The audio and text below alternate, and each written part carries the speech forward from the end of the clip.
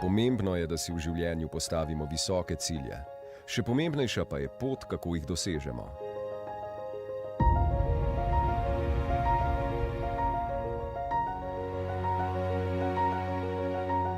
Alma Mater Europaea izobražuje doma in v svetu zaposljive strokovnjake, izhaja iz človeka, dela za človeka.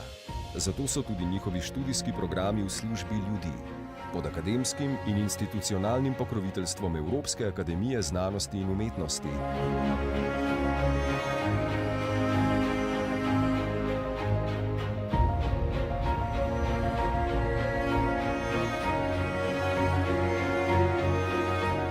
Alma Mater Europaea na vseh stopnjah bolonjskega študija razvija in sledi principom interdisciplinarnosti, transnacionalnosti in gradnji mostov.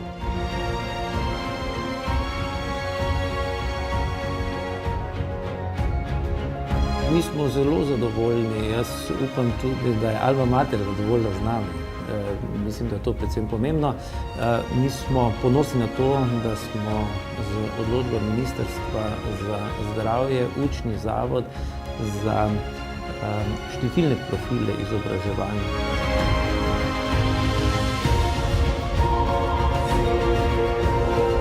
Posebej pa sem navdušen nad visoko mednarodno vpetostjo Alme Matris, ki znatno presega povprečje v slovenskem visokošolskem prostoru.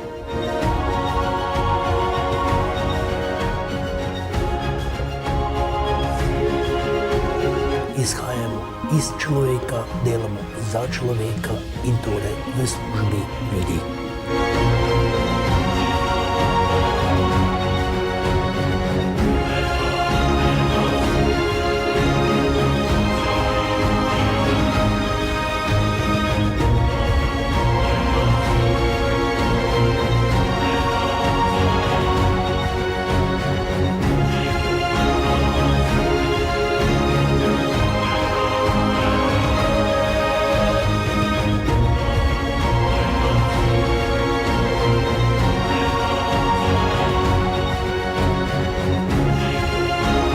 Evropske univerze vedno znova Alma Mater Europaea prepoznavajo kot resnega akademskega partnerja, ki sledi principom kakovosti, ki se utrjuje v konkurenci, relevanci, kar se dokazuje zaposljivostjo, ter racionalnost pri izvedbi študijskih programov v dobro študentom in razvoju stroke. Z Alma Mater, pripravljeni za v svet. Spoštovani gostje, dobrodošli ob začetku 9. znanstvene konference z mednarodno udeležbo z naslovom Za človeka gre. Digitalna transformacija v znanosti, izobraževanju in umetnosti.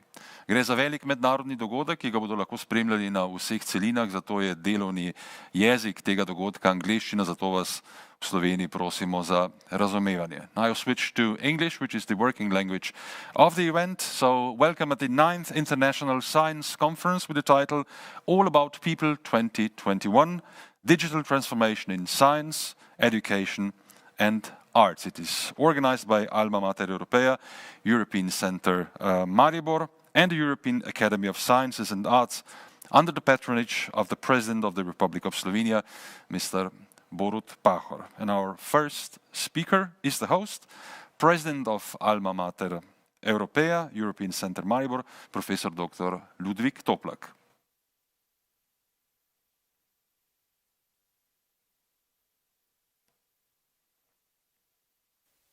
Spoštovani predsednik Republike Slovenije Borut Pahor, spoštovana Evropska komisarka Mariya Gabriel, spoštovani predsednik Evropske akademije znanosti in umetnosti profesor Klaus Mainzer in predsednik emeritus Evropske akademije znanosti in umetnosti profesor Felix Unger, častni predsednik Svetovne akademije znanosti in umetnosti profesor Klaus, predsednik Slovenske akademije znanosti in umetnosti profesor Štih. Spoštovani evropski poslanci, ekscelence, veleposlaniki in ministri, državni sekretarji, cenjeni gostje iz več kot 40 držav. Dobrodošli na 9. znanstveni konferenci z mednarodno udeležbo Za človeka gre, digitalna transformacija v znanosti, izobraževanju in umetnosti. Letošnja konferenca je odraz prizadevanj Alma Mater zadnjih 12 let, naše vizije, poslanstva in aktivnosti na različnih akademskih področjih, da z skupnimi močmi in z interdisciplinarnim pristopom prispevamo k trajnostnemu razvoju in miru v Srednji Evropi ter doprinesemo njeni vlogi v Evropski uniji. Letošnja konferenca je kljub digitalni izvedbi ponovno polna presenečenj in presežkov. 370 referatov, 500 referentov, ki bodo v naslednjih 8 dneh v 26 sekcijah in 12 študijskih smereh predstavili znanstvene in strokovne dosežke več kot 2000 udeležencem. Zahvaljujem se častnemu pokrovitelju konference, predsedniku Borutu Pahorju, programskemu ter znanstvenemu in organizacijskemu odboru konference, ki je zadnje tedne trdo delal, da je pripravil tako zahteven program. Posebna zahvala gre Evropski akademiji za soorganizacijo konference ter International Conference on Higher Education in European Union Private Higher Education za soorganizacijo sekcije konkurenca v visokem šolstvu. Izziv letošnje konference je bil spopasti se z izzivi, ki nam jih je prizadel COVID-19. Raziskovanje digitalnih tehnologij kot orodja za iskanje rešitev na področju zdravstva, menedžmenta, okolja, tehnološkega razvoja, socialne blaginje, humanistike in iskanje vpliva, ki ga ima digitalna tehnologija na človeštvo. Zelo smo počaščeni, da sta naše prizadevanje podprla tudi Evropska komisarka za inovacije, raziskave, kulturo, izobraževanje in mladino Mariya Gabriel in profesor dr. Klaus Mainzer, predsednik Evropske akademije znanosti in umetnosti, oba tudi plenarna govorca v dopoldanskem delu konference.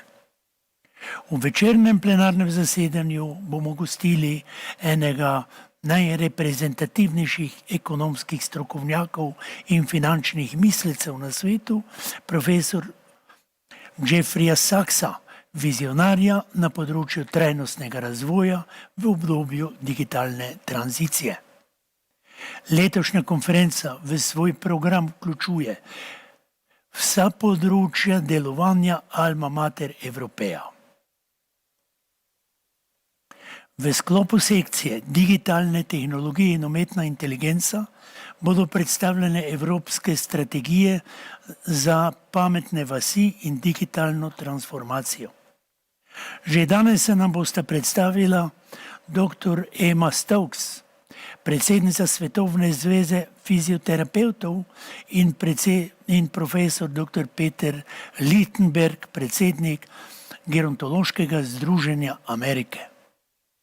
Govorili bomo o duševnem zdravju mladih, o novih priložnostih za arhivsko znanost in ohranjanje kulturne dediščine, tradicionalnem razvoju na področju projektnega vodenja, humanistiki in podobnih spremembah sodobne umetnosti, plesni umetnosti, ki nam bo pokazala, da je cel svet en velik oder. Vabimo tudi na forum o pravni državi, Evropska unija in teorije v praksi, v teoriji in praksi in vladavina prava.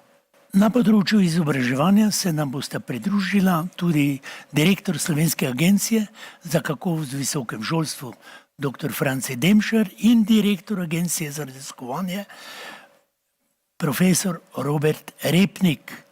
na okrogli mizi o konkurenčnosti izobraževanja v okviru 25. mednarodne konference International Conference on Higher Education, kjer bomo soočili predsednika Evropskega združenja samostojnih visokošolskih zavodov Klausa Mainzera in predsednika International Conference on Higher Education profesor dr. Ignaca Benderja.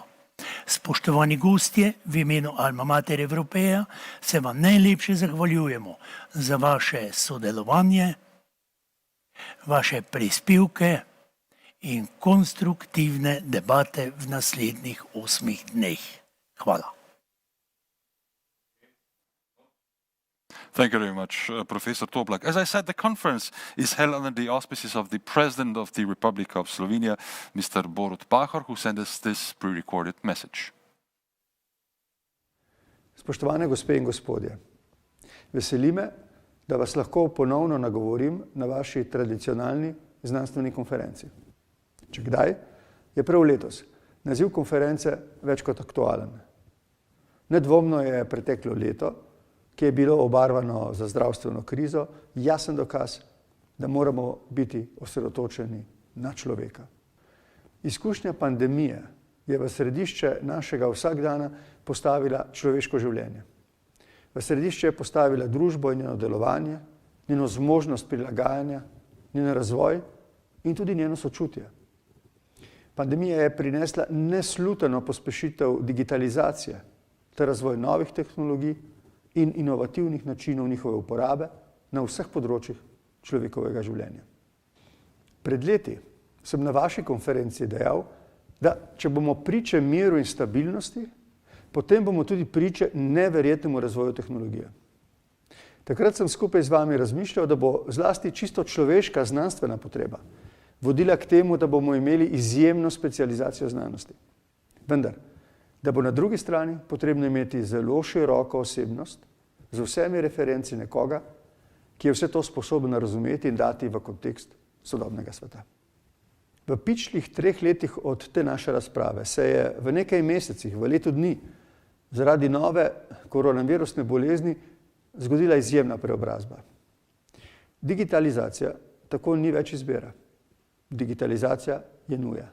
Jasno je, da kdor ni hiter, odziven in prilagodljiv, zaostane. Digitalizacija zato pomeni nov razvojni izziv, ki se pospešeno dogaja na vseh področjih, tako na znanstvenem, izobraževalnem, kot na umetniškem področju.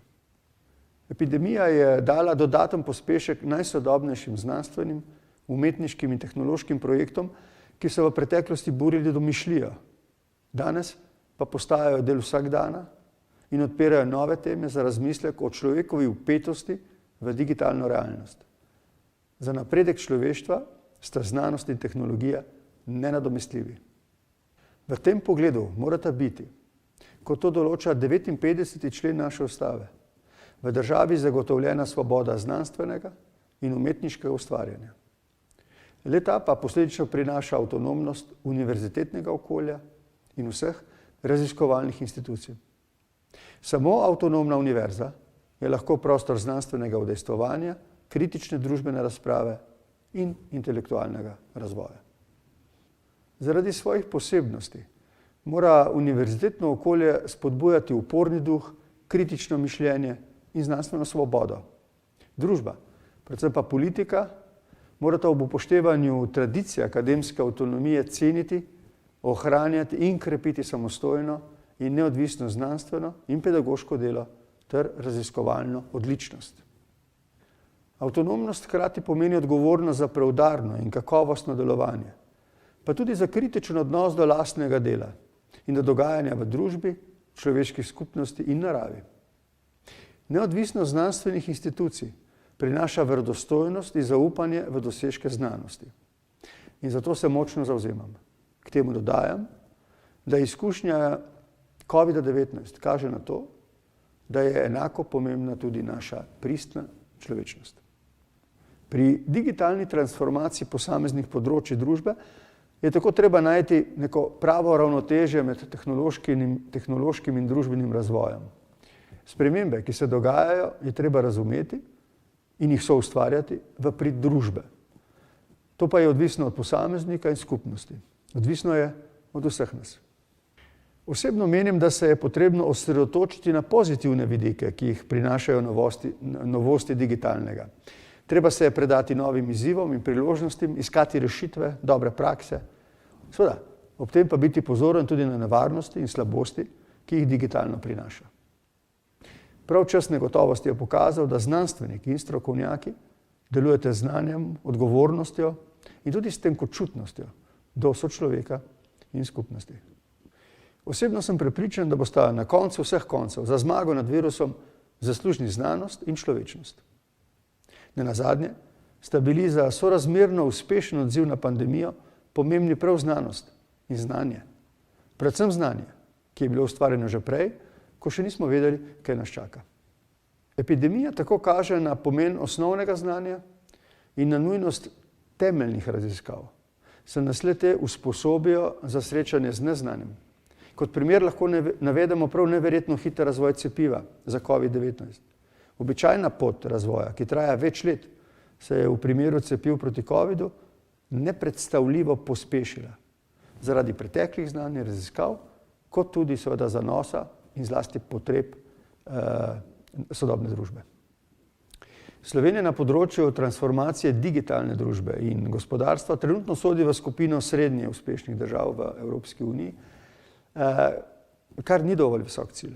Izkušnja pandemije ne sme biti želja po vrnitvi nazaj, temveč mora biti vizija, kako s pridobljenimi znanji in spoznanji graditi naprej. Verjamem, da ostaja znanstveni napredek, dodatno oplemeniten z izkušnjo epidemije, odgovor na vprašanje, kako se bo svet soočil z izzivi prihodnosti. Prihodnost je nepredstavljiva in verjetno polna dramatičnih sprememb. Zato se moramo kot posamezniki in kot skupno zavedati, da bomo lahko samo pogumni, ustvarjalni in svobodni te spremembe obračali v svoj prid. Skupnosti, ki bodo odprte za drugačnost, ki bodo drzne in svobodne, bodo te velike spremembe preživele. Strah je slab sopotnik našega koraka v prihodnost. Razvoj mora iti z roko v roki, solidarnostjo in človečnostjo, ki omogočata humanizacijo tehnologije in preprečujeta dehumanizacijo družbe. Vsem želim vse dobro, lepo zdrav in srečno. That was the President of the Republic of Slovenia, Mr. Borut Pahor. And now I'm really honored to announce that we have a live connection to Her Excellency, the European Commissioner for Innovation, Research, Culture, Education and Youth, Madam Mariya Gabriel. So welcome. Thank you for your time. Good morning. And Madam Commissioner, the floor is yours. Thank you. Good morning, dear President of the Republic of Slovenia, dear President of the European Academy of Sciences and Arts, dear professors, researchers, young people, ladies and gentlemen, dear friends. First of all, thank you very much for the invitation to join this wonderful event. You touch on a very important topic, digital transformation in science, education and arts. And immediately we have to talk about multidisciplinary approach, human-centered approach, synergies. And I must say that these topics have been at the heart of my work for more than a year. And I'm glad to address such a distinguished audience and speak about our vision for the future. First, I would like to start by saying that the role of digital transformation in every aspect of our life is not new. This debate began long before the COVID-19 crisis and will remain with us long after the pandemic. At the same time, it is clear that our experience in recent months has made us move faster and take the digital transformation of society and economy to a new level. The pandemic has given a new impetus to the need for quality and inclusive education and training that can help us adapt quickly to new challenges and realities. The role of the digitalization for better science and more creativity was also strongly emphasized. To respond to this call, we analyzed the lessons learned from the crisis, and building on our previous experience and achievements, we developed new ideas and solutions. Here, I must say that this has been done in close consultation with our member states, with the educational community and other stakeholders. And immediately I will say that we would like to maintain this very close contact with all of you, especially in the coming months and years, in order to make our vision a reality. Against this background, I would like to take a few minutes to each of three important areas of digital transformation that form the basis of today's discussion. First, science. Digitalization is a true game changer for scientific research, as it has the potential to increase the productivity of science and to enable new forms of collaborations and discoveries. In fact, all areas of research are becoming data intensive, increasingly using and producing big data. As a result, researchers' skills also need to be broadened to encompass digital tools such as gathering, digitizing, or curating information, or using computational modeling and simulation methods, to name but a few. Artificial intelligence is also part of the solution to global challenges. This disruptive digital technology provides ways to speed up discoveries in material science. Researchers are combining artificial intelligence and machine learning models to find the optimal materials to fit any given criteria in order to reduce the time and cost of moving from lab to the market. The nanomedicine, for example, design also take advantage of the application of artificial intelligence by optimizing material properties according to predicted interactions with the target drug, biological fluids, immune system, and all these affecting therapeutic efficacy. Therefore, digital technologies such as quantum and artificial intelligence could ultimately help researchers and companies discover, for example, new drugs and materials. Another example of how digital technologies can transform the world of science is the European Open Science Cloud. It will run as a co-programmed European partnership under the Horizon Europe program. The cloud is a trusted, virtual, federated environment that cuts across borders and scientific disciplines to store, share, process, and reuse research digital objects like publications, data, and software, following our FAIR principles. Second, on education. The COVID-19 has highlighted that the effective use of digital technologies can enhance teaching and learning. It can also contribute to students' personal development and educational success. Digital technologies helped the learning process continue during the crisis.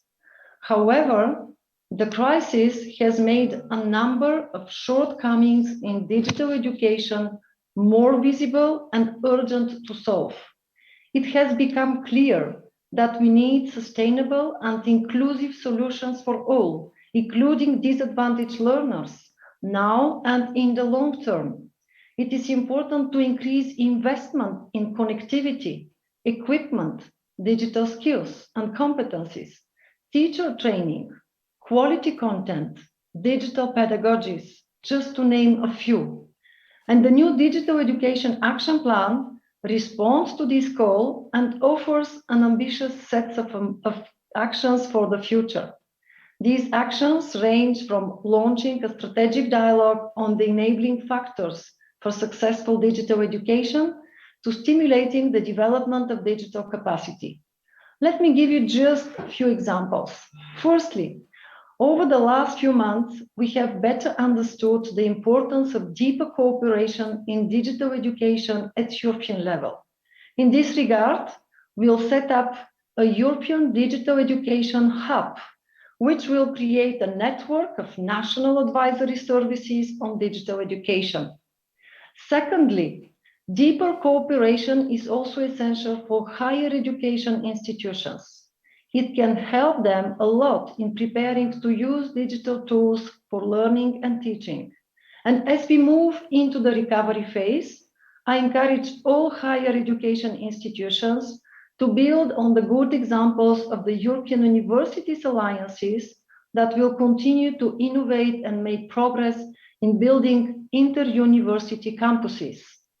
Example EDUC, the European Digital University, is one example amongst the 41 selected alliances that will seek to create digitally supported cross-campus and cross-disciplinary teaching activities, bridge partner universities, IT infrastructures, and create e-pedagogies. But this is not all. I would like to give another example that speaks directly to today's international conference. The Circle U European Universities Alliance will be pioneer unprecedented plans for humanities that includes the strategic area of technology as a cultural form and a way of life. Thirdly, we need to promote a sound understanding of the digital world, including digital literacy and knowledge of new and emerging technologies, such as artificial intelligence. It is crucial to help citizens improve their digital skills from basic to advanced. And we also need to foster inclusion and gender equality in STEM studies and careers. For example, we'll support the European STEM Coalition to develop higher education curricula for engineering and information and communication technology. This brings me to my last point, culture. The pandemic has also speeded up the digital transformation of the cultural sector. For example, digital technologies have become central to almost every aspect of the work of museums. On the one hand, they offer solutions from the collection of artifacts to their conservation and study, and from the interpretation and exhibition of museum collections to marketing and to managing online and on-site visitors. On the other hand, digital technologies allow tapping in the huge innovation and experimental potential of the sector. Collaboration between the cultural, creative, and technology sectors are more and more frequent, and they ensure the ability of the cultural and creative sectors to innovate and to adapt to new circumstances. Think, for instance, about the Europaea initiative, our digital platform for supporting the transformation of Europe's cultural heritage sector.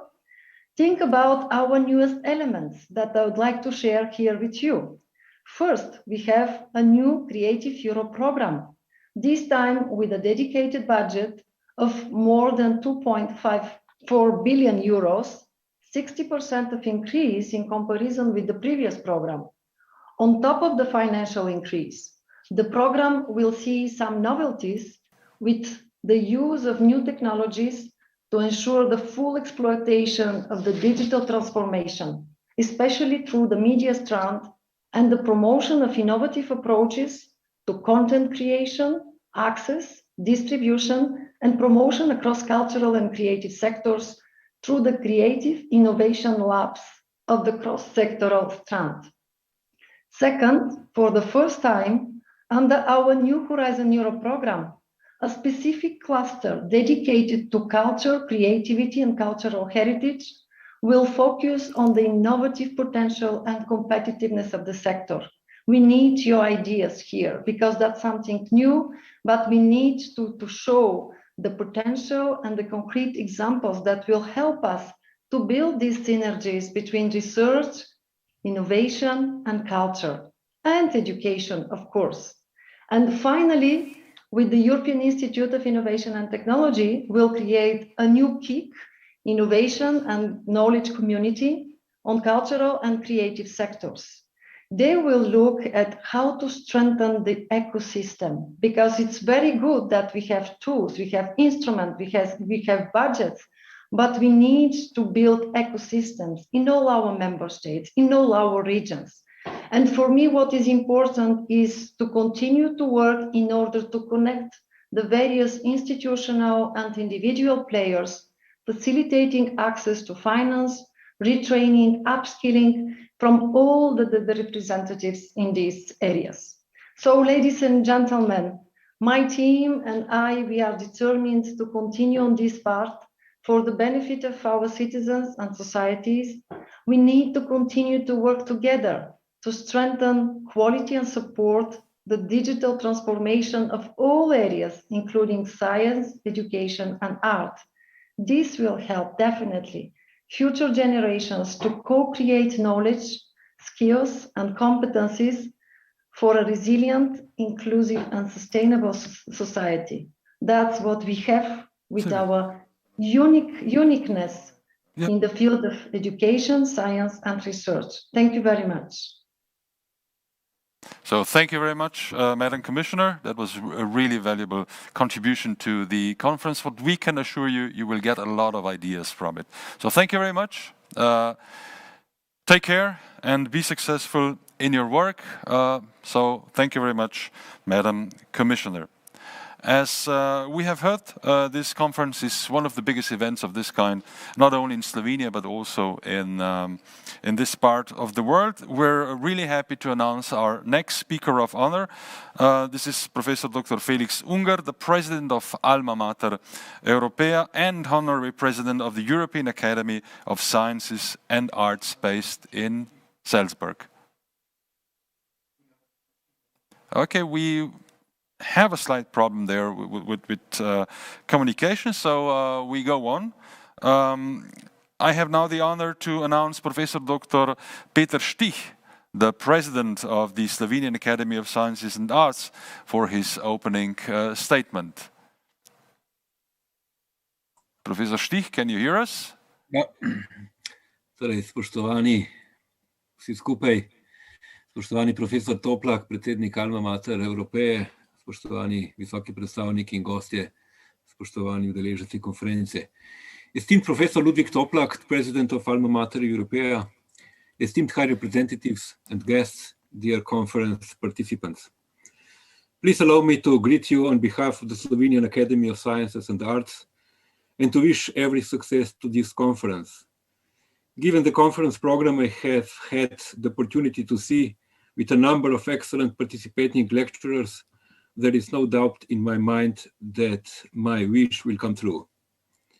I also wish to use this opportunity to congratulate the organizers for preparing such a topically versatile and relevant conference and attract a truly impressive number of participants from numerous countries. It is obviously that the coronavirus pandemic, which has marked not only 2020, but 2021 as well, gives relevance to this conference. The pandemic has profoundly changed our way of life in a way which we have not experienced, at least in Europe, since World War II. On a global level, humanity has faced a crisis which began as a health crisis, but soon grew into an economic and social one as well. The response to it was swift, though not always successful, or at least not the most appropriate. We had to learn many things on the go and find new satisfactory solutions. Decision makers on different levels have certainly not had an easy job, and we have learned a lot from this pandemic.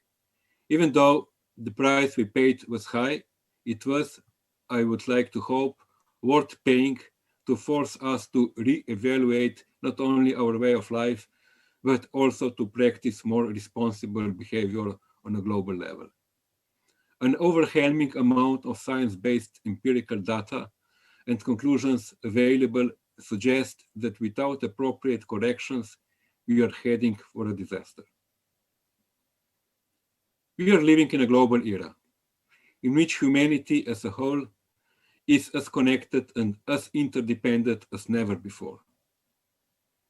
The early 17th century English poet John Donne, whose words Ernest Hemingway used in the preface to his novel For Whom the Bell Tolls, stated that no man was an island entire of itself, and that every man was a piece of the continent. His words hold true today more than ever. The challenges we are facing, from environmental issues to the presently coronavirus pandemic, can only be solved through global agreements and responses necessarily followed by actions on the local levels. In doing so, no path circumvents science. We can only base our decisions on solid scientific foundation. The time we are living in and the pandemic we are confronted with attested to that in the best possible way. One of science's most important tasks is to advise policymakers and citizens. In the recent years, the Slovenian Academy of Sciences and Arts has been systematically and regularly informing decision makers about findings and recommendations of the symposia and conferences we organize. I believe this might also be one of the goals of this conference. In the line of this, I wish you vivid debates and good results, and thank you for your attention. Thank you so much, Professor Štih. That was the president of the Slovenian Academy of Sciences and Arts in his opening statement live from Ljubljana. And now we go back to Professor Dr. Felix Unger, as I said, the president of Alma Mater Europaea and the honorary president of the European Academy of Sciences and Arts, which is based in Salzburg. Can you hear us, Professor Unger? Good morning, ladies and gentlemen. First of all, I have to congratulate Professor Toplak. Since years, he's really organizing every March outstanding meetings. And this meeting this year is a little bit complicated due to the pandemic situation. And so we have to meet us in a new way, in how it's called, in an electronic way, which does not replace the personal contact. What I would like to give to draw your attention is we are now thinking in the Alma Mater Europaea on a new concept. We call it technosciences, as a modern concept of the performative perception of sciences. First of all, the Alma Mater Europaea was born out of the spirit of the European Academy of Science and Arts in the year 2000. The basic visionary concept is to act in an interdisciplinary mode, considering multinationalism in Europe and especially a focus building bridges. Besides the main visionary concept, the ethical route is considered giving knowledge to the youth too by teaching. And we are very proud on the Alma Mater Europaea in Maribor, and I have to congratulate Professor Toplak, who is doing since 10 years an extreme good and outstanding work.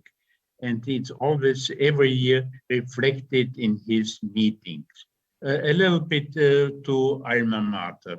Alma Mater is structured with the cooperation of 7 institutions in Europe, gathered as Alma Mater Europaea Alliance, compiling 22,000 students from different locations in Europe. And as I said before, the really marble in the whole concept is Maribor, where due to the efforts of Professor Toplak, the whole concept is really flourishing. The alliance is based on the concept of being interdisciplinary and a rising concept as a basis for all the sciences. Also, tolerance is in this respect to mention. But the sciences are kept today, the future, in a new way of networking. There's a new construction of the sciences as technosciences, which show how the performative attitude can be realized in all the sciences. All parts of sciences are called upon to participate in the new performative actions of science. In the alliance, everyone is able to learn. It's because it's completely future-oriented. Arts is indispensable as well as all parts of the sciences as natural science. This is important for the future development of all the sciences. This new performative access is a basis to the alliance and reflects the future path of all sciences. This is the main goal of the alliance, driving the education to a new concept of life.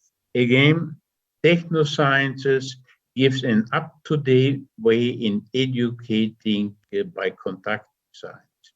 We all learn together, which enriches our thinking. Then technoscience is a way of enriching a wider scope of thinking.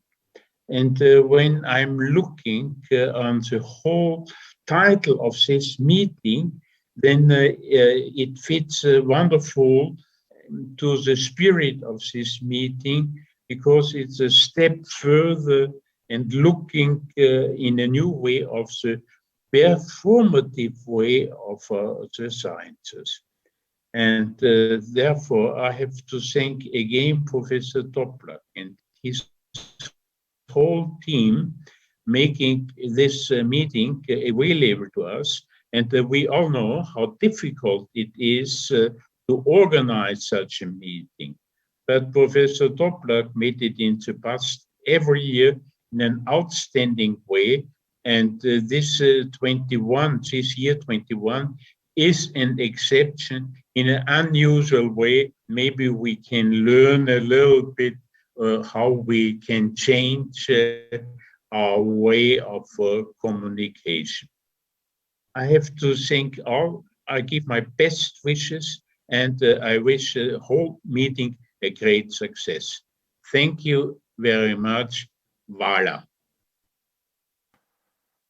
We thank you, Professor Unger. The Slovenian pronunciation of Hvala was brilliant. So that was the president of Alma Mater Europaea and the honorary president of the European Academy of Sciences and Arts based in Salzburg. So thank you very much, Professor. And to conclude the opening part, I'm really happy to invite Professor Dr. Mitja Slavinec, who currently acts as a State Secretary in the Ministry of Education, Science and Sport, for his opening address.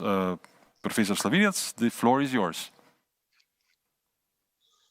Hvala lepa, gospe in gospodje, predsednik Alma Mater Europaea, my dear friend, Professor Ludvik Toplak.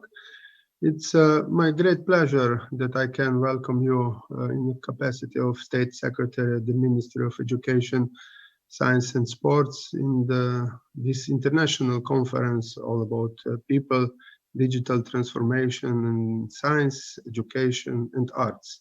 I'm sending all of you good wishes and productive debate also in the name of Minister of Education, Science and Sports, Professor Simona Kustec.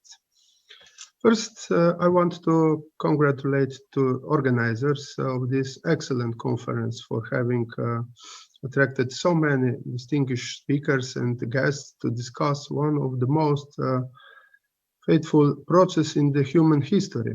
Indeed, digital transformation of our societies is such a profound change in our lives that some experts even describe it as a digital revolution. We will discuss the aspects and impacts of digital transformation in science, education, and arts. These, of course, included the relations of all possible transformational potential and new digital technologies, as well as the negative effects of this huge structure change. Autonomous development of quantum computing, artificial intelligence and 3D printing, for instance, is already opening new horizons for the human creativity, and what has been considered as a pure science fiction only a few decades ago is now already a reality. Yes, the speed of development is incredible. However, are we, as humans, prepared for such a dramatic change? Can we adequately cope with all these unknown effects of the process? On many of these questions, you will try to find some answers today. For the humanity, the right answers are crucial signs, the destiny of billions, and depend on right or wrong decisions. The European Union has adopted a digital agenda for Europe 11 years ago. The digital economy is growing at 7 times the rate of the rest of the economy. However, Europe is still lagging behind many other regions when it comes to the fast, reliable, and connected digital networks, which underpin economies and every part of our business and private lives. The digital agenda for Europe is aimed at boosting Europe's economy by delivering sustainable economic and social benefits from a digital single market. But it is not only about the economy. It is also calling for the promotion of the right skills for the modern economy, which is, of course, demanding relevant structures changes in national educational system. On the other hand, this program is also stressing the importance of working with our international non-European partners to fight cybercrime. A digital transformation is changing all aspects of our lives and work. Therefore, we have to transform accordingly all the society substitutes and society institutions, from kindergartens to the nursing homes. I'm convinced that this conference is organized by the very skilled and competent Slovenian education institutes Alma Mater Europaea, which can, with its multidisciplinarity, excellence, not only discuss various burning themes of digital transformation, but also provide some impactful answers and maybe even solutions to the actual questions. In these aspects, I can promise that all the recommendations that will be delivered by your conference will be carefully considered in the ministry and consequently potentially used in our future policies and strategies. Let me conclude by wishing all the participants and organizers of the conference a very constructive and creative dialogues. And dear Ludvik, all the best for you and your colleagues. Thank you very much. Very much, Professor Slavinec. That was the State Secretary in the Ministry of Education of Slovenia, Professor Slavinec. And hereby we have concluded the opening part of this scientific conference. We are now open the plenary session where we will discuss the digital transformation in Europe in science, education and arts. And I'm really happy to announce the participants, Professor Dr. Klaus Mainzer, the President of the European Academy of Sciences and Arts in Salzburg, who will in due time start with his keynote speech. Other participants are also Professor Dr. Ivo Schlaus from Croatia, Honorary President of the World Academy of Sciences and Arts, Dr. Franci Demšar, the Director of the Slovenian Quality Assurance Agency in Higher Education, Professor Dr. Juri Toplak, Director of Alma Mater Europaea, and of course Professor Dr. Ludvik Toplak, the President of Alma Mater Europaea European Center, Maribor.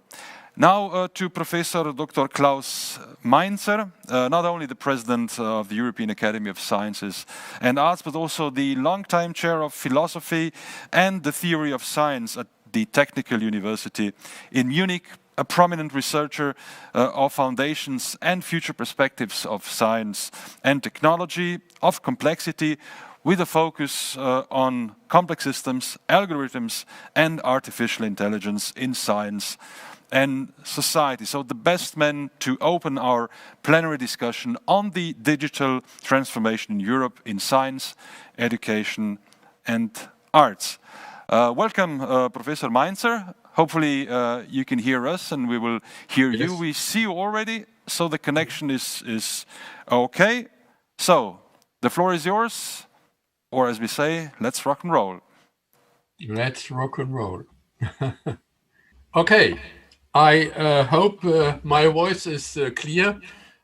Ladies and gentlemen, honorable presidents, digitalization is without any doubt one of the main challenges for Europe, but our main resource in Europe is not technology.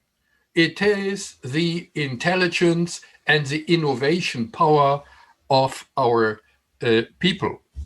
And therefore, we need education with digital technologies as service system to master the increasing complexity of our civilization. Now, on the background of my research in digitalization and artificial intelligence, I will start with the development from digitalization to artificial intelligence, then towards the Internet of Things, digital tools of an educational roadmap, and global challenges of digital education. Let's start shortly with the development from digitalization to artificial intelligence. The top of modern digitalization, and that was already mentioned by the EU Commissioner, is artificial intelligence. Now, what is artificial intelligence? In the beginning of the 50s of the last century, with Alan Turing and other people, people believed that human intelligence is mainly logical thinking. And therefore, they tried to simulate logical thinking, logical conclusions by logical systems with symbolic logic. And they construct knowledge-based systems, the so-called expert systems, which simulate logical concluding in if-then rules. If something is the case, then something should be done. And that was called symbolic AI. But later on in the 80s, beginning 90s of the last century, people become aware that big data cannot be handled by logical rules. Here, another paradigm came in, and that is statistical distribution of millions of pixels, for example, in a face. And that is the basis for modern statistical machine learning via mass data. And by that, we are able to simulate our sensory systems, for example, and perceptions in cognitive systems. And perception, you know, is below the conscious level of logical thinking. And therefore, this kind of AI is called subsymbolic AI. But we all know human intelligence cannot be restricted to logical thinking only. It can also not be only restricted to perception, but the smart combination of both, that is human intelligence. And therefore, nowadays, the trend in AI is called hybrid AI, and that means the combination of statistical learning methods with logical and knowledge-based network. Now, as I mentioned before, the great breakthroughs now in AI were made possible by the increasing computational power nowadays. And that is the basis of machine learning. Machine learning mainly nowadays with computational simplified models of the human brain, the so-called neural nets. And these are simplified diagrams with nodes representing the neurons in the brain, and the arrows here represent the synaptic connections in the model. These arrows are weighted by numbers. The numbers indicate the synaptic intensity of the neurochemical signals, and the neuron is said to be excited or to fire if the sum of the weights of the neighboring inputs of the neighboring cells is larger than a certain threshold value. And then the architecture is illustrated here with layers that is quite similar to the human brain, by the way, to the neocortex. And learning from a neural point of view only means changing of patterns of network of these excited neurons. And that is done by learning algorithms. And such as in psychology, we distinguish several kinds nowadays.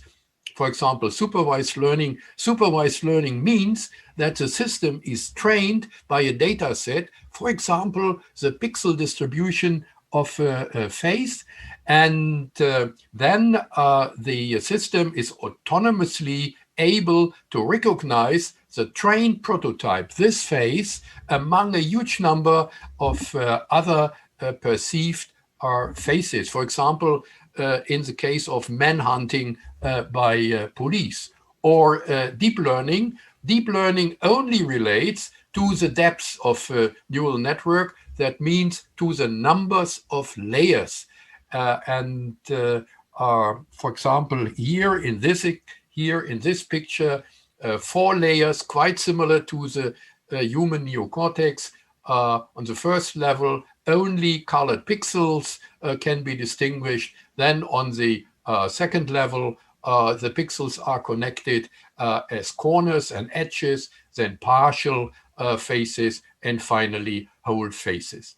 But contrary to limited human brains with only 4 or 5 layers, in deep learning, the number of layers can be increased depending on the computational power to improve pattern recognition.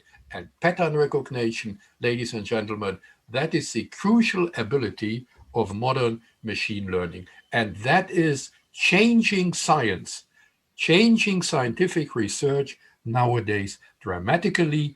And I start with this example here. In medicine, machine learning supports medical diagnosis. It supports pattern recognition in data. This is an example of a diagnosis in breast cancer instead of the pixels of a face, which I mentioned before. Here, the system is able, the neural network is able to distinguish pattern of dots. And the dots represent cells. And the red ones here are cancer cells, and the green ones are normal lymph nodes. And it is an example of supervised learning because in the beginning, the network was trained with the criteria of cancer cells. Or here, machine learning discovers a new antibioticum against resistant bacteria. You know, resistant bacteria, terrible nowadays, especially in hospitals. These 3 pictures below illustrate an example of this kind of hostile bacteria. But then AI came in. Helicin was identified by AI researchers at MIT in 2019 using a deep learning algorithm trained with information of more than 2,500 drugs and a library of 6,000 compounds. And therefore, helicin is called the first AI bacterium. And then, of course, after bacteria, the application to viruses. Machine learning nowadays discovers protein structures. In 2018, Google came up with AlphaFold. AlphaFold is a multi-layered neural network like this one here, which discovers three-dimensional structures, the foldings of proteins, and for example here, the spiral shape from the sequences of amino acids. And you know, proteins are built as change of amino acids, the building blocks of proteins. And in this way, malformation of these foldings can be discovered, and malformation means malfunctions. That means failures, and that means the origins, tiny deviations from the normal structure, means the beginning of perhaps dangerous diseases, means, for example, in the case of cancer, the growth and the beginning of a tumor. And these algorithms of machine learning were analyzing in the last year protein structures of viruses, for example, SARS-CoV-2. AlphaFold performances training with a protein data bank which stores these three-dimensional structures of the big biomolecules such as proteins. The outputs are predictions of these three-dimensional structures of the foldings. And the examples are well known. The membrane protein of COVID-19, which is illustrated here. We all know nowadays this shape. And these protein structures contain sites which can be used by new medicaments to dock at for combating against COVID-19. And that is, of course, one of the most exciting highlight of AI application nowadays in science. Now, concerning intelligence, intelligence is not restricted to a single brain. AI is not restricted to a single computer, but intelligence is nowadays in the network, in big networks, for example, the internet. And the internet in the beginning of the 80s and 90s, that was only a virtual system generating a virtual reality, an online world without contact, separated from the physical infrastructures. But nowadays, a new technology comes in. That is illustrated here by the plus sign, namely sensor technology. That means all these objects, all these things are nowadays equipped with sensors. And in order to communicate with one another. Not only humans are communicated, such as in the classical internet, but the things are communicating, and that is meant by Internet of Things. Intelligent infrastructures observe their physical environment by sensors, process their information, and influence their environment with actuators according to communication devices. So intelligent infrastructures in the Internet of Things. For example, here mobility. Mobility considered as an intelligent infrastructure. Networks of mobility with cloud-based applications support safe and autonomous driving. And in the future, cars become only mobile local systems with sensors in a global net with swarm intelligence. And you all know swarm intelligence was not invented by humans in technology, it was invented by the evolution. Swarm intelligence in the population of ants, in population of insects, or even our birds. Or this example, smart cities and infrastructures. Smart cities are more or less self-organizing complex systems with intelligent technologies and efficient infrastructure. This is a European example, by the way, not only China, in Europe, Amsterdam, different domains, civil service, mobility, energy, health system, must be integrated by smart technologies. Or the energy sector. smart grids as intelligent infrastructure. Smart grids are power concerns, power delivery systems, which are arranged by unified communication systems in order to provide the right information to the right place in the right time. And of course, in Corona times, intelligence infrastructures of healthcare and big data. And we all learned that in the last months, how necessary it is that the different domains in that field, patients, medical carers, physicians, for example, in the hospitals, service providers must communicate with one another, supported by digital tools. And from a technical point of view, you remember in a network, there are several layers, and information processing is realized through these layers. And that is also true for these cyber physical systems, for these intelligent infrastructures. There are several layers. The integrated process of clients, users, first layer. Then below that, integrated services with respect to using our demand, and the architectures and platforms with respect to the different domains, which I illustrated in the examples before. But of course, there are risks. There are risks if every kind of data can be connected, at least in principle, with other data that may be dangerous. For example, if in a democracy, the data of a political demonstration are all connected with the police and with the state, that is, of course, dangerous. And or the data of a health system connected with the data of a company, that is not in the sense of the users. And so on, smart mobility, there are several other examples.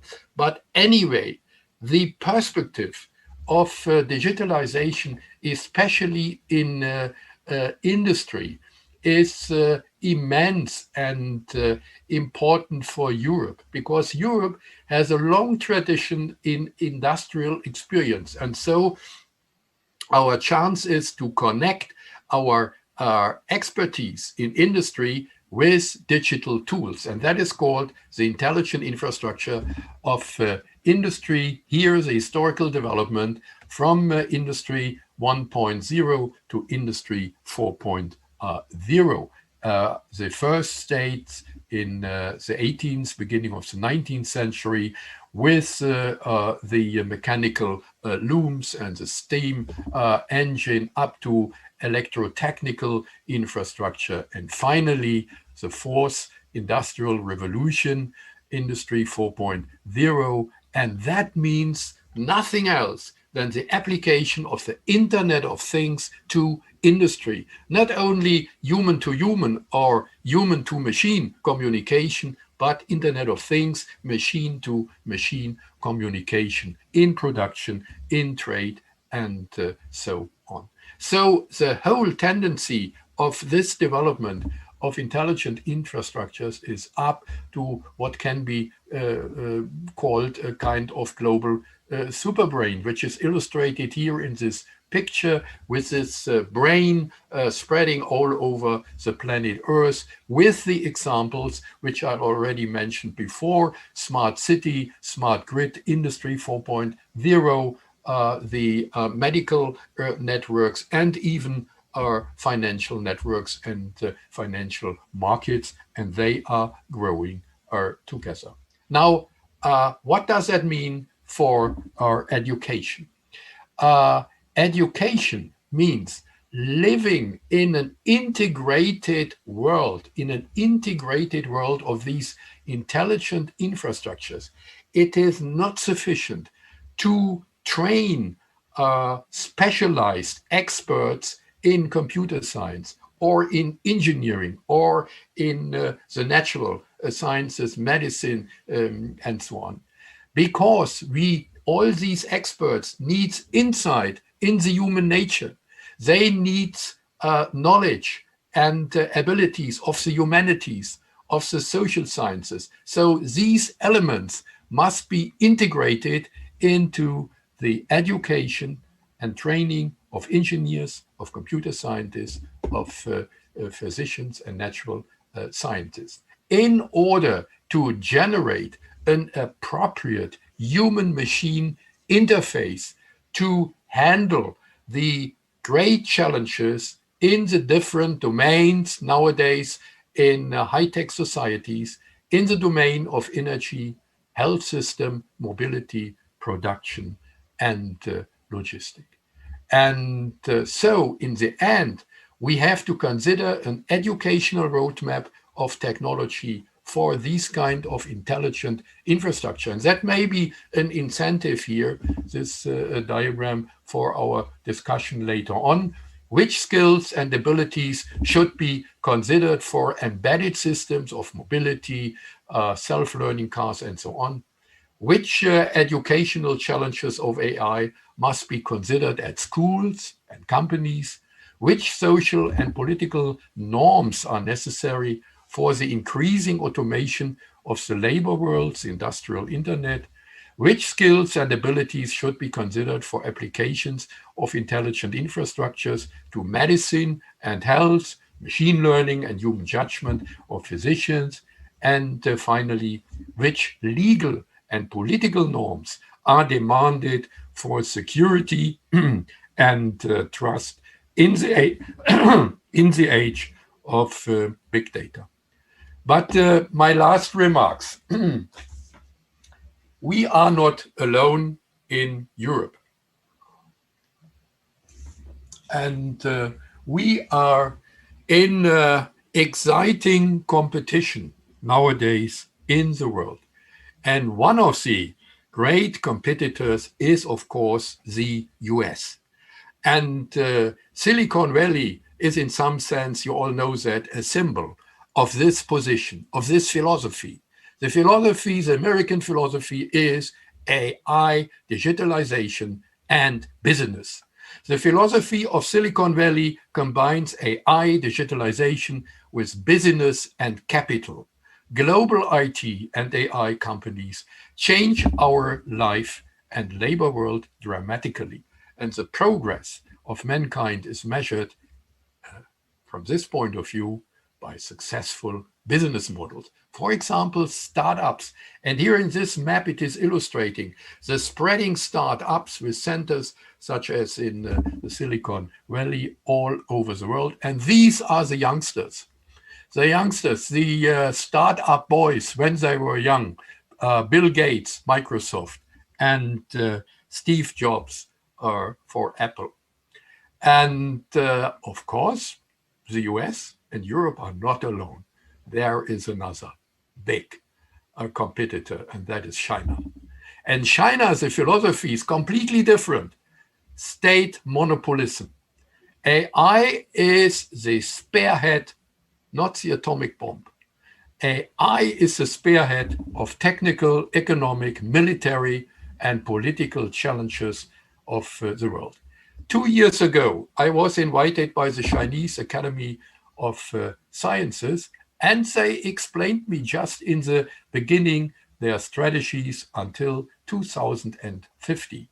The steps of innovation are determined centralistically by a state party and realized by an economic system, a kind of ruled capitalism. And this kind of economic power is combined with a certain vision of society, what can be called a kind of ruled civil society, which should be governed according to a social score. And this technology of social score, which is only possible by the success of the Chinese program of supercomputers, otherwise it cannot be realized, is illustrated here in these pictures. That means for every citizen, Chinese citizen, there is a social core which reports any kind of benefit, of malfunction, of failure, and of virtues of these people. And from a Western point of view, that seems to be horrible because it reminds us of the Big Brother. But in Asia, especially in China, it is more or less accepted by the majority of the people. And that is not only indoctrination of the Communist Party, because in the Chinese tradition, long before the period of the People's Republic, in the time of the emperors, there is another Chinese system of ethical virtues, and that is a Confucianism, which, by the way, was analyzed by the Jesuits in Europe with a kind of acceptance, and they were very much expressed by the effectivity of these systems. And here, the main difference to our ethical system is at the top is not the demand, the request for individual freedom for the individuals, but the request for collective welfare. And the people, and many people there, believe that they have nowadays the better instruments to handle the challenges of the coming world, for example, pandemics. And now, finally, we, the Europeans. And you all know, we start with our beliefs in, at least in the 18th century, in the time of Enlightenment, in the time of the French Revolution, with the demands of human individual rights. This is the festive declaration during the French Revolution. And this is the hardcore of our European democratic constitutions, which are realized in the European national parliaments, and here in the picture in the European Parliament. Now, what does that mean for education?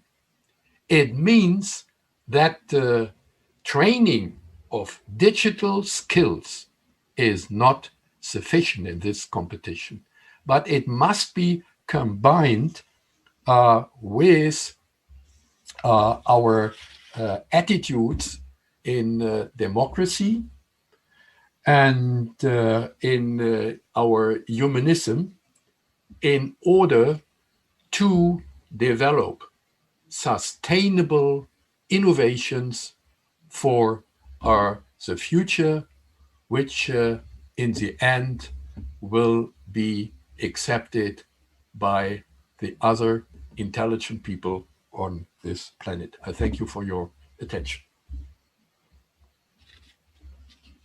It was far more than rock and roll. It was classic, it was new wave, it was everything. So thank you very much for your contributions so far. Before we go to the Slovenian participants of the discussion, let us switch to Professor Dr. Ivo Klaus, the Honorary President of the World Academy of Sciences and Arts. He's based in Croatia, a distinguished scientist, researcher and professor at various international universities and science and research institutes and organizations. His background is nuclear physics, but Professor Klaus has also a very distinguished international record of ethical leadership. So could you share with us your thoughts on the topic here? The digital transformation in Europe in particular. Okay, thank you very much. I'm really impressed by the talk of our new President, Professor Mainzer, who really, as you said, covered the entire spectrum of things, including digital transformation, including big data and artificial intelligence. Of course, these three things are at the core of this conference. Plus, as the title of this conference says, all for the people. I want to thank Professor Toplak and his collaborators, Tanya in particular, for being in touch with us and for organizing all of these activities very properly. The digital transformation is an example of a technology which emerged in one specific domain and then spread to many others. This one, just like X-rays, developed in physics, and then went to a number of other things, including, as it was already mentioned, both by President Pahor and by the European Commissioner, goes into even culture, art, and that is extremely important. Digital transformation not only changes the way scientists talk to scientists, physicists to a physicist, or physicist to a biologist, but much more than that. It includes actually how scientists talk, correspond, and get advantages, and vice versa, of people in business, in economy. And that is extremely important, and even in policy making and in decision making. Now, this, of course, opens another possibility. You may remember, some of you, that about 50 years ago, there was something called scientometrics. And of course, digital transformation offers a totally new way of scientometrics based on exactly these three things. It was already said, but let me emphasize and re-emphasize, digital transformation is a game changer. Things are changed, and that is very important. And what is change? It is strategy, it is structure, it is even values and culture. And of course, we have a number of data, particularly OECD did an international survey of scientific authors and found out that in all the disciplines, data and codes are produced. 65% of papers contain data or codes. And what is even more important is that not only in domain like, for instance, physics and computer sciences, this is all the way to 80%, but that even in humanities and in art, this is not a negligible number, but a considerable number of about 40%. Actually, what is very important is that the digital transformation allows a new way to look what we started about 5 years ago when the European Commission formed a high-level advisory board, which I was honored to participate. It was called Research, Innovation, Science, Public Experts. And one of the concepts there was, of course, open science, open innovation, and open to the world. And it actually represented European open science cloud. And again, that has been mentioned. The title of this conference emphasizes people, all for the people. Let me just say that in a big analysis that was done by Der Spiegel and was written also analogous in New York Times and so on back in the 2019, it was said that this is the best of the time. And indeed, when you compare this with any other time in history, things are better. We had a much longer life expectancy. We had more food. We have more ways to cope with various illnesses and so on and so on. Now, of course, with pandemic, we may be somehow reluctant to say that, but nevertheless, imagine that within about a year, we have managed to really produce the vaccine. We have managed to know a lot about this pandemic. And of course, somebody in biosciences would, of course, be able to tell much more. So indeed, yes, it is the best world. However, this world is extremely vulnerable. And not only that, it's self-destructive. What do I mean by these two things? We could destroy our world in a single day if we would use weapons of mass destruction. Let us hope that we will not do that. However, we will destroy this world, as has been pointed out, in less than 10 years, unless we change the economic, political, and social paradigms we are on. One aspect of that is another, not weapons of mass destruction, but now weather of mass destruction, the way we change the climate, the way we are, as was properly labeled, destroying human being, transforming most of the working class into precariat, and essentially bringing us in the condition which is unbearable. Now, these are the two things that, as I said, will or can destroy our world. However, we are faced with the third one. The third one are emerging technologies, which we know nothing about, and of course, the digital transformation, artificial intelligence, and a lot of things in bio and life sciences, open things which are totally new to us, which we even don't know. Of course, we learn a lot, as my predecessor really spoke very eloquently and it showed how much did we learn, but still we do have much more to learn. One of the most important documents of the General Assembly of the United Nations, done on September 26 of the 2015, is called Sustainable Development Goals, Transforming Our World. This is almost the first time that the institution in power, and certainly the United Nations General Assembly is an institution in power, calls for transforming our world. We have to transform our world. The sooner, the better. And they keep pointing out, we have at our disposal about 10 years or less, and this should be done.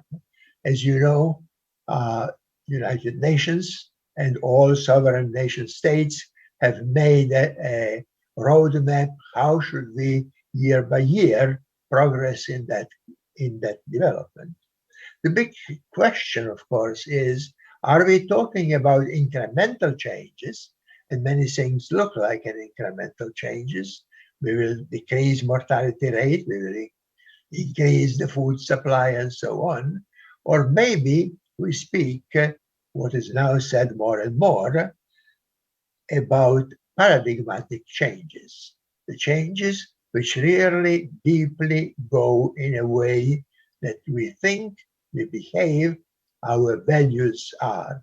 And indeed, as was said by Professor Mainzer, artificial intelligence, big data, and digital transformation are one of the very important ways how we change all of them.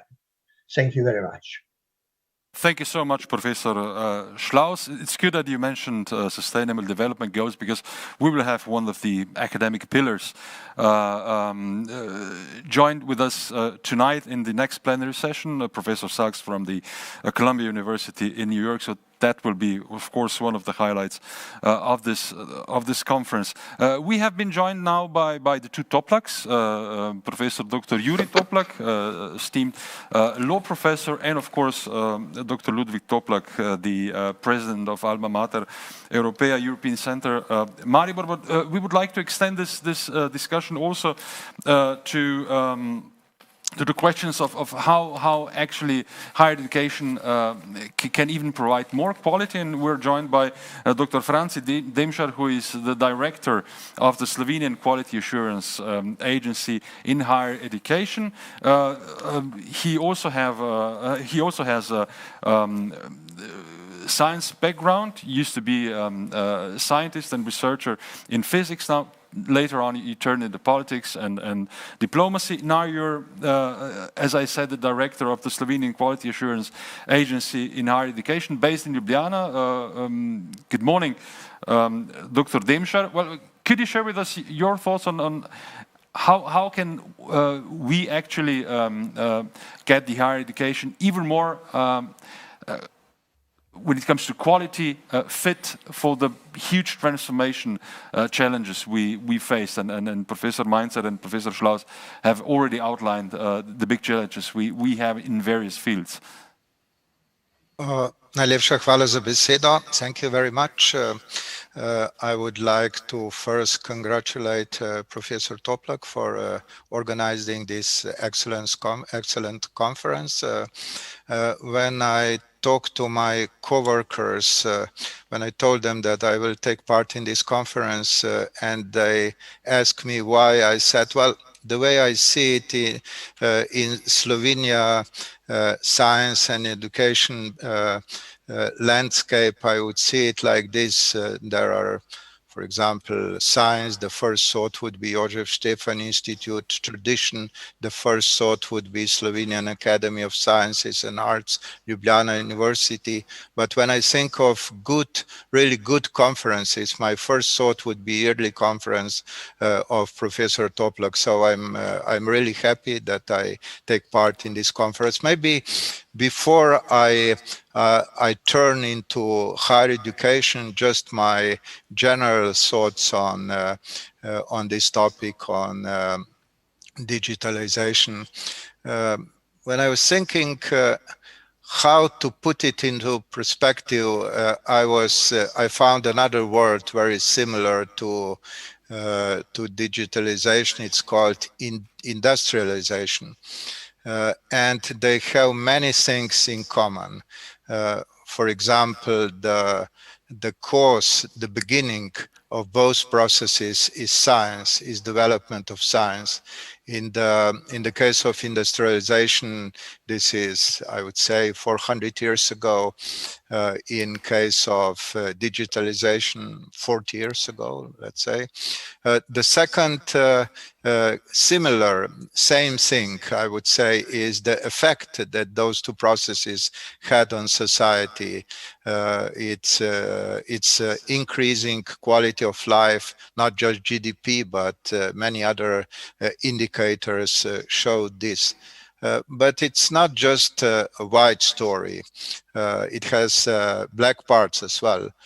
So if we look at industrialization, it has started pretty early with exploitation of workers and social unrest. And there are many reasons to believe that one of the main reasons why last century was the bloodiest century in our history, that it's very much connected with unsolved social problems. And then the last thing is that we have global challenges now. We don't have many resources. We don't have energy, well, there are hopes, but there are problems. Global warming, pandemics we've seen right now, and at the so these are all connected to industrialization. In the same way we can look at digitalization. So we have problems of elderly. It's a topic of the conference as well. Robotization is not just nice. It's loss of jobs. The society has to somehow cope with this problem. Social networks are getting out of control. Different solutions are being searched, but none really found. Artificial intelligence, we've just heard Professor Mainzer talking all kinds of excellent things that are going on. I used to play chess a lot, and it's so exciting to repeat, to go through the games. Artificial computer has played and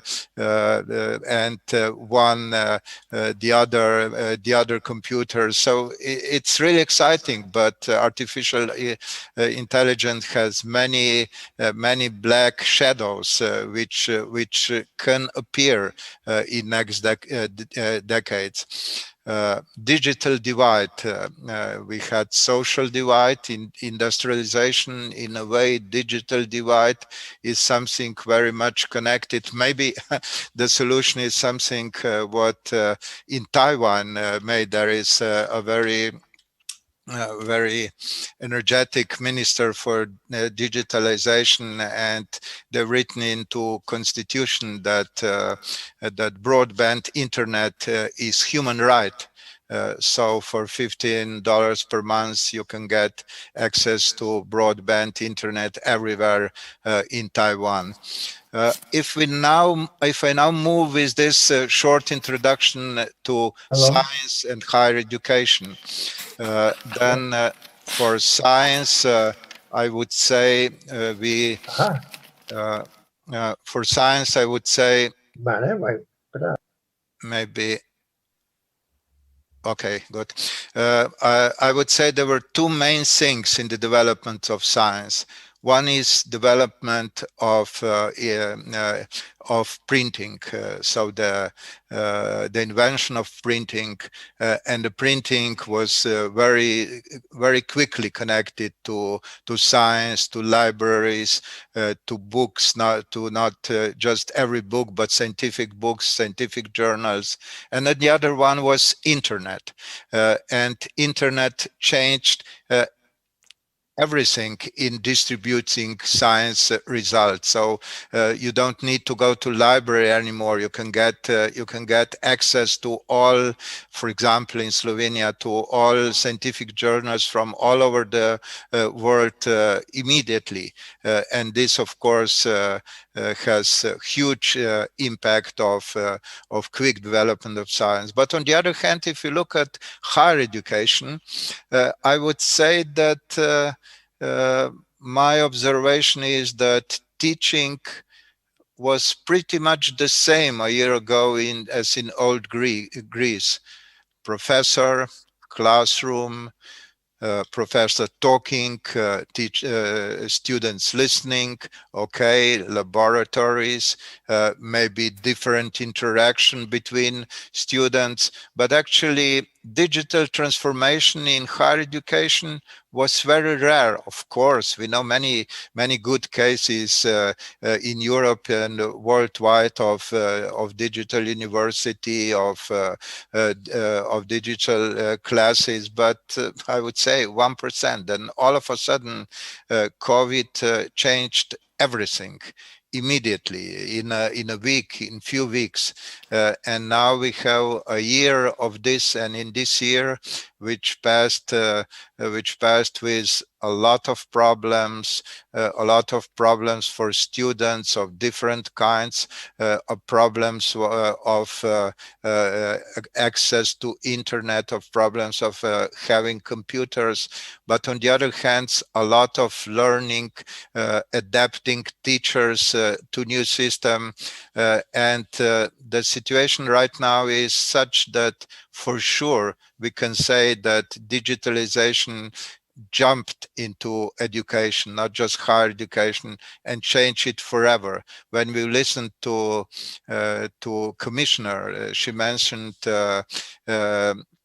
digital university, one of the projects of European project, European University, which, as you probably know, it's a project which made few tens of consortiums of university, each consortium having 5, 10, 15 universities linked together, exploring the way how to work together more efficiently, exchanging students, professors more efficiently. But digital university, I can easily imagine that, for example, the result could be that there would be those universities which will join this project, digital university, those students which would join this project would choose different subjects, tens, hundreds or thousands of subjects, professors from different countries, and then choose those, make their own choice, which subjects would they like to choose, and then at the end, when they would get enough subjects, it would be written on the bottom, if you choose those subjects, your degree, your title after finishing this would be like this. So many ideas can come out of this digitalization becoming completely normal for higher education. So that would be my short comments on this topic. It was great. So thank you very much. Before we go to our last round, in which I would like to hear your thoughts on what Professor Mainzer and Professor Klaus opened. One thing is that of course Europe has always been a continent of innovation, and that actually innovation is the key for our survival. But we don't have so much time, because what Professor Klaus stressed. Well, we are in the midst of an environmental crisis, so I mean our time is quite limited there. And you both also opened on the question of not only how we survive, but also in what way. So how to preserve this European human approach.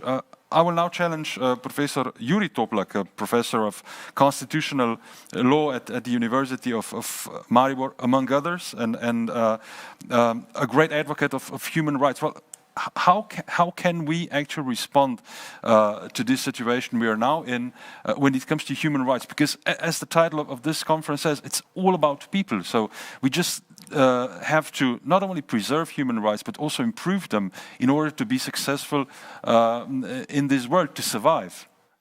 Yeah, thank you for this really important question. The digitalization has an enormous impact on human rights. On the one hand, it enables more engagement, more social engagement, more expression, more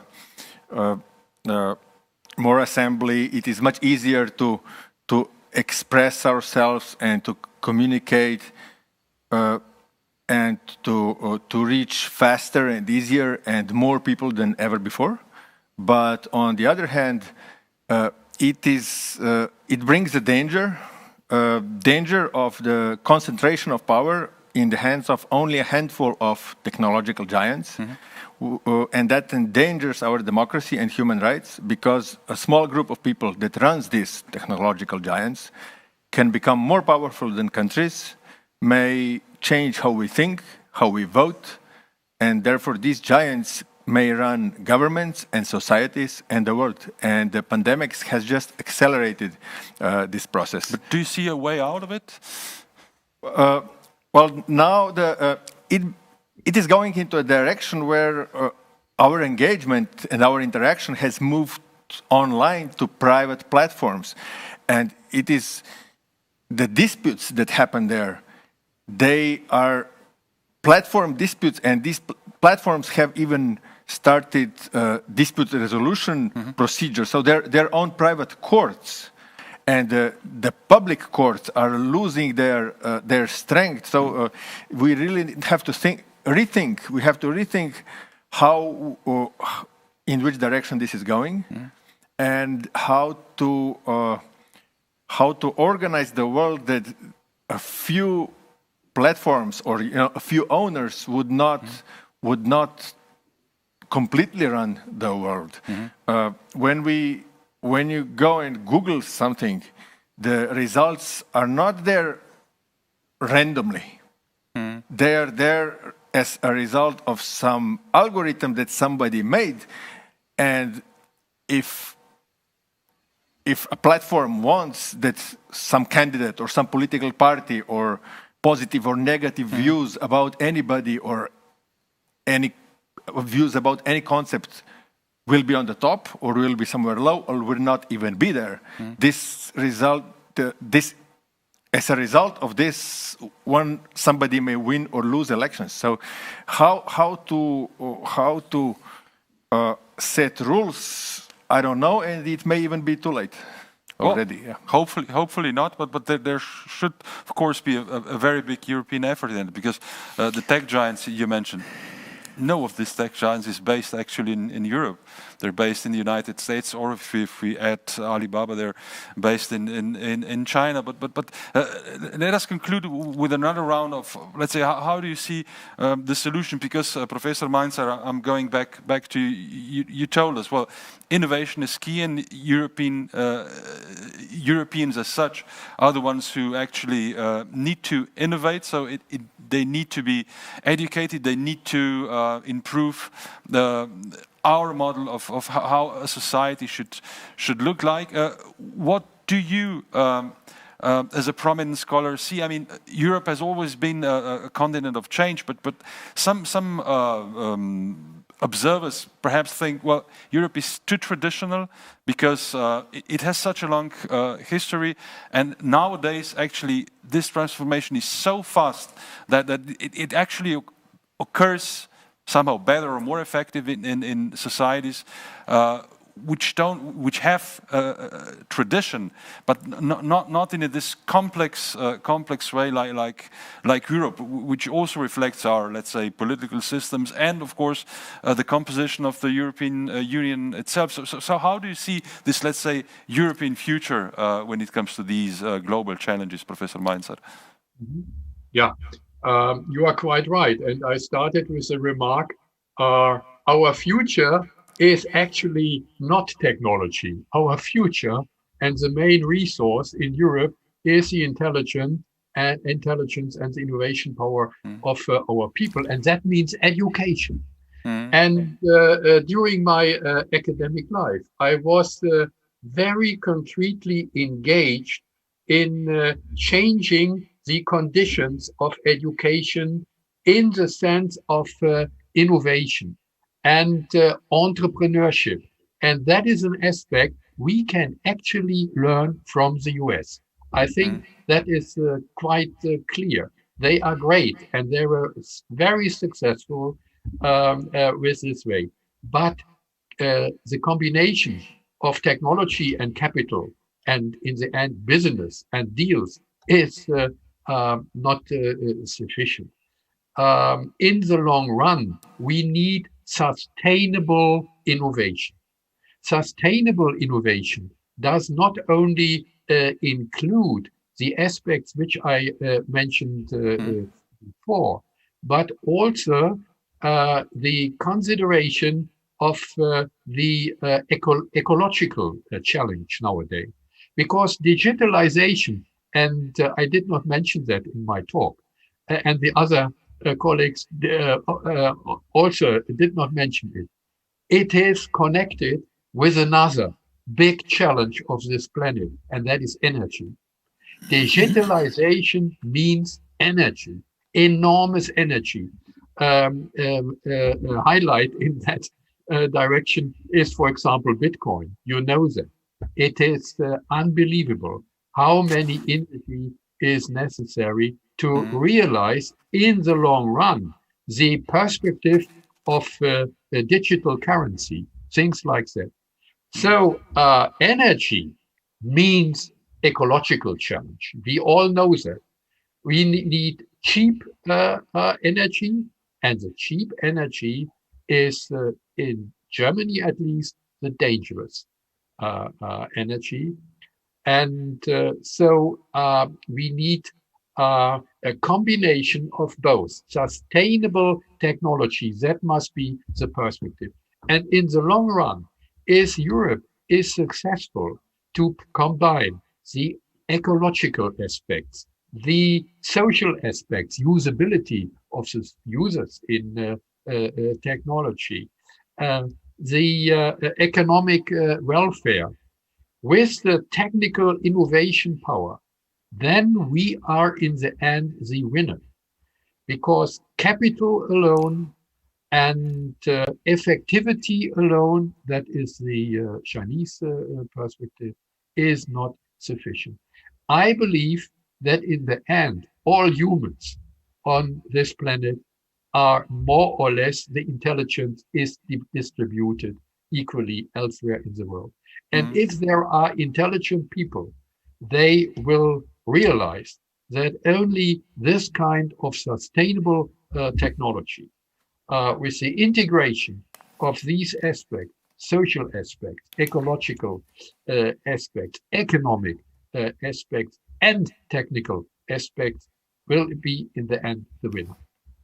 Okay, that's good to hear. Professor Klaus, your thought, because it was, as I said, you were so many years also involved in solving ethical problems. Are we ethically fit enough, I mean in Europe, to be, let's say, on the forefront of these challenges?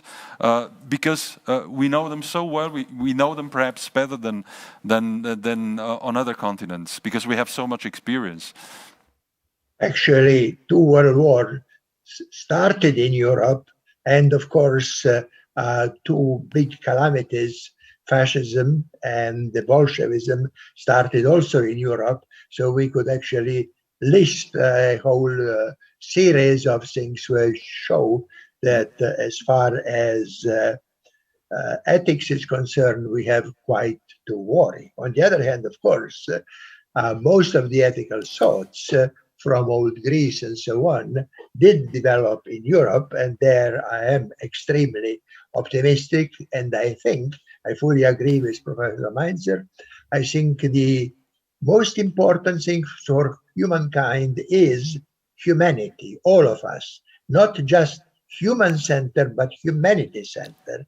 This is what we have to concern and mobilize everybody in this effort that is essential actually to go through the predicament, which is not easy. As you know, some of the statements from the World Health Organization claim that we have a forthcoming even worse pandemic than it is now.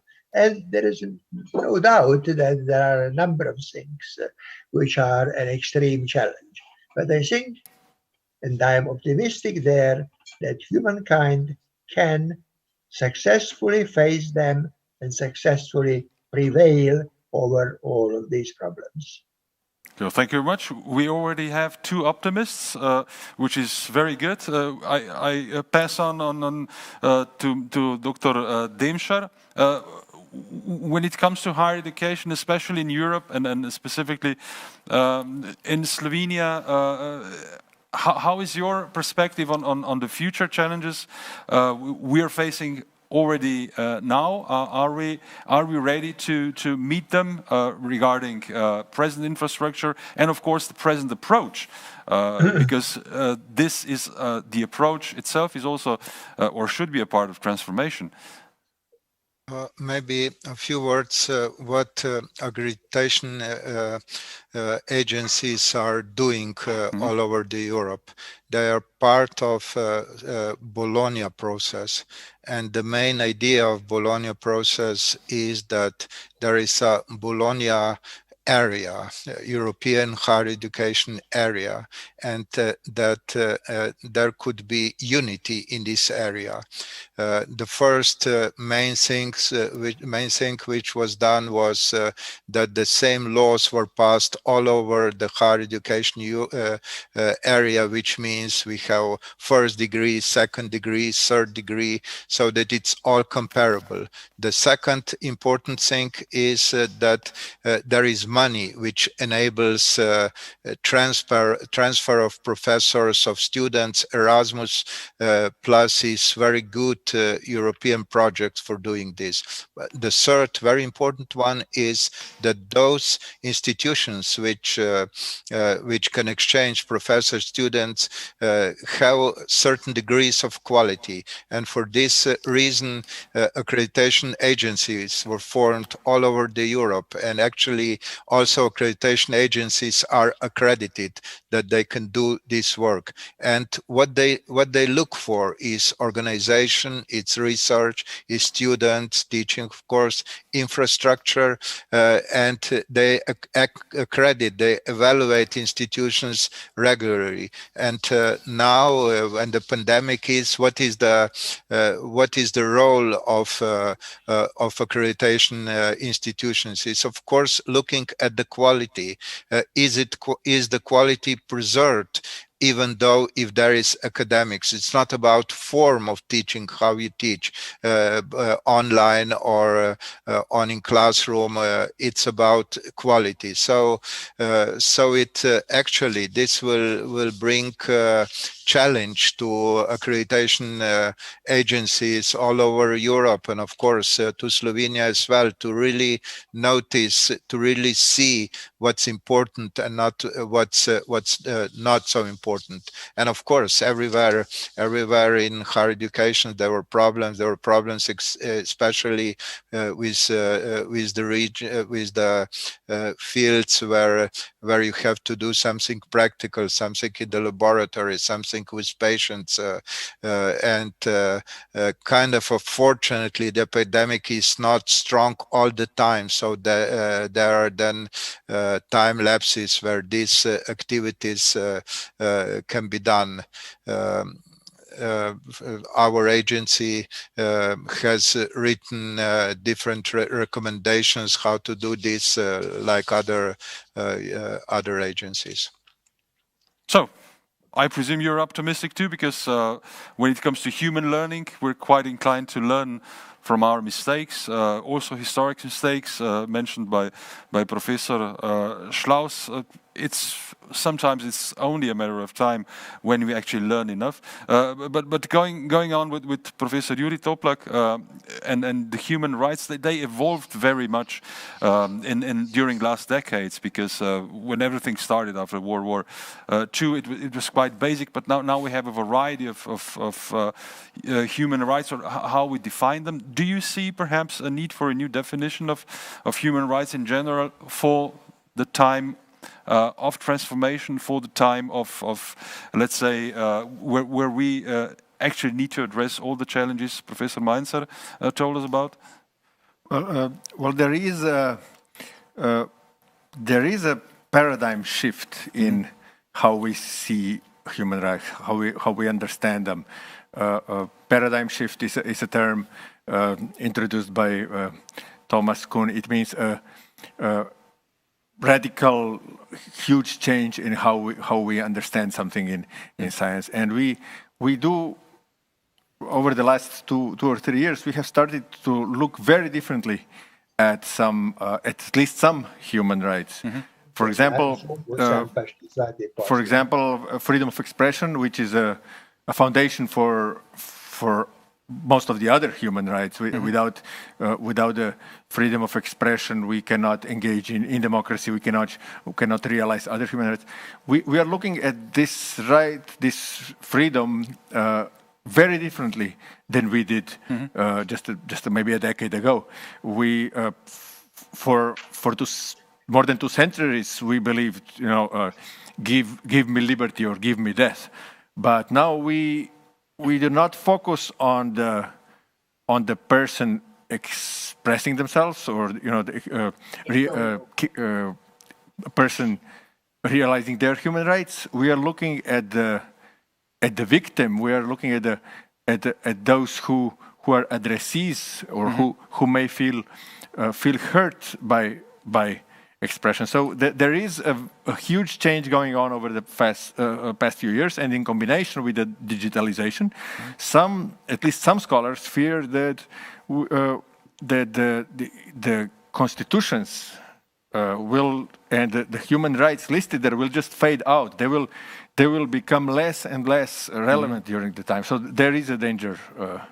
But in order to improve, we have also to see dangers and address them. So I would say perhaps not a so optimistic view, but a very realistic one, with of course with the prospect of also improving our lives as such.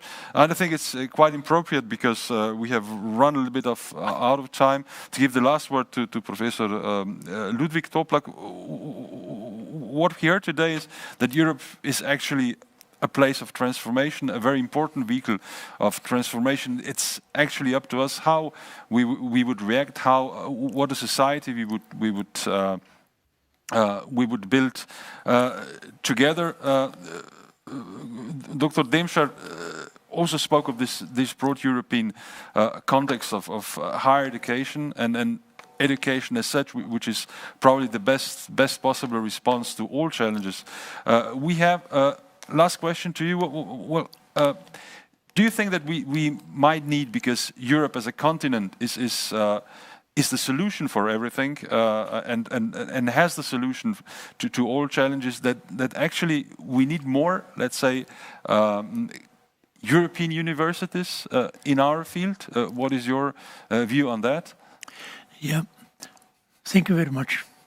First of all, I would like once again to express many thanks to all participants, speakers today, for your thoughts and inspirations. Concerning it, I was mostly in my life engaged at the universities. And my concern is how to develop university so that university would be, first of all, ready and able to follow the research discoveries on one side, and on the other side, how it would transfer to the young generations. And that's why we believe that university has been, during the last 100 years, too much specialized. 100 years ago, exactly, Spanish philosopher Jose Ortega, he was warning because concerning of so-called totalitarianism of specializations. Now, today, we are talking about, at Alma Mater, we are talking about our principles. Professor Unger is repeating interdisciplinarity and transnationality. This is one question. The second question is, that's why we are talking as well at our programs and introducing so-called holistic education and integrative medicine, integrative health sciences. And digitalization is needed to be faced with all other academic disciplines at the university, and that's why such a roundtables, I believe, that could give a certain positive suggestions. And concerning your questions, I believe that Europe needs European universities that would develop European culture, European identity, faced with the discoveries at the rest of the world. Today we are faced with one fact, that European universities are decreasing on the international ranking list of the universities, as well on the list of Nobel Prize almost disappeared. We believe that there is a needed quality that would be I would say induced and provoked with competition. Only monopolistically state-protected public universities cannot compete with the real competitive world like today we are faced with. From China to America, we could see, and as well Russian, India, And that's why we believe that beside the local, regional universities, national universities, we need institutions on the European level. Thank you. Thank you very much, Professor Toplak. So hereby we conclude our first plenary session. So knowledge is everything. We have it also in Europe. It's a continent of innovation, of history, of human rights. So I think we just have to use this knowledge to improve our lives, which is actually the main purpose of everything. To be human beings with rights and with good life, and a life which could improve also and face all the challenges, of course also made by humanity, but as I said, human learning is the key, not only machine learning. So thank you very much to all the participants of this panel, Professor Mainzer, Professor Klaus, Dr. Denscher, Dr. Toplak. A very big welcome for all who are listening now. Now what we have is a break of 2 hours, but at 400 hours Central European time, we go on with our conference with 3 sessions in the fields of web and information technologies. That's one session. Physiotherapy, second session, and social gerontology. And when it comes to the plenary session, we'll be back at 1800 hours. So it means in a little bit less than 6 hours with Professor Jeffrey Sachs from Columbia University in New York, and we'll speak about the digital transformation, of course, regarding economy and, of course, also finance. So I believe that we would also address the thing, what have we learned, especially in Slovenia and Europe and also in the world, in the last 30 years of independence in this field. So thank you very much for now. Once again, a big thank you to all the participants of this panel, and enjoy the 2 hours of break. Thank you.